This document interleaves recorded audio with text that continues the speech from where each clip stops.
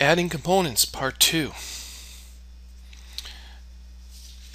When we are adding components in and we haven't found a component by going in and loading a family, we can create our own family. In other words, we can design anything we want. So we don't have the furniture we can design that furniture. We don't have any type of you know, plumbing fixture or whatever that we need, we can design that plumbing fixture, but we have to design in 3D with all its parameters. And so what we do is we go up to component and we go to model in place, and then we go down to and we find the category of what we want. So I'll go to furniture, for example, and then it'll ask us for the new name of the thing, and I'll call it what are we going to design? How about TV stand? Okay, and I'll say okay, and when that opens up, what we get then is we get to model here in model space. We can use all our 3D forms, we can use some of our line work, we can use some datums and reference lines, but essentially in 3D we design the object and we make it from scratch. And when we're done, we finish the model, and if you want to cancel, you cancel the model. Now, this is essentially an entire week's worth of lecture. If you're interested, I can provide additional information for you. This is called, family modeling, and we can use the family editor to do this. And so this is one way of doing it. It's a little involving.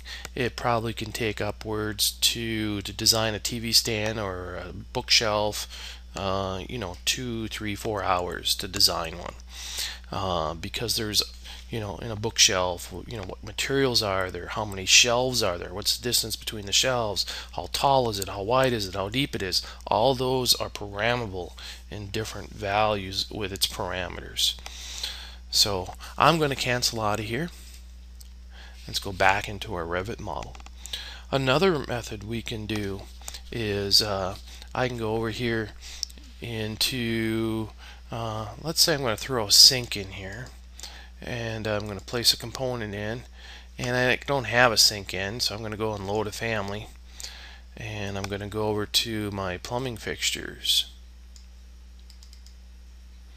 and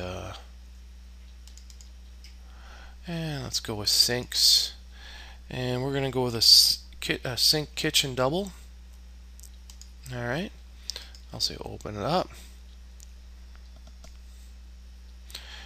Now I'm just going to throw this sink in here, just out in the middle of nowhere here, and so I'm going to hit escape, and so I can come over here and modify, and yeah, I know, we'll ignore that. I select on my sink, and then I can come over here and I can change my properties of that sink here in the instance properties. But now if I want to change this sink for all the sinks that are in my model, I go to edit type, and in my edit type here, then I can change the parameters such as the counter height, the depth, the width, etc. I can come in here and change the materials so that when I render it, it looks differently. I might want to go with a brass finish instead of a steel polish finish, etc. So I can change these. Now typically the word of warning when I mess with my type properties, I always want to make a duplicate so I don't want to screw up the original. Okay, so I duplicate that, and then I have another copy of that. So always duplicate, and you can make that and then rename it to kitchen sink double with brass or something like that.